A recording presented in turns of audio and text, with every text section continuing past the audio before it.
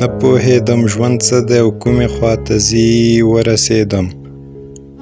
ژوند خو د پیچومې خواته ځي ما ورته ویل چې مه ځه نه یې سارېده اوس یې خپله خوښه ده چې کومې خواته ځي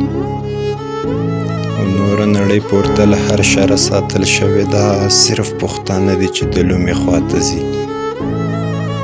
او څه که شبو مړه شوه لیونو شولو ډاډه یې اوس یې هم غزل د دې مرحومې خواته ځي او نوره نړۍ پورته له هر شره ساتل شوې ده صرف پښتانه دي چې د لومې خواته ځي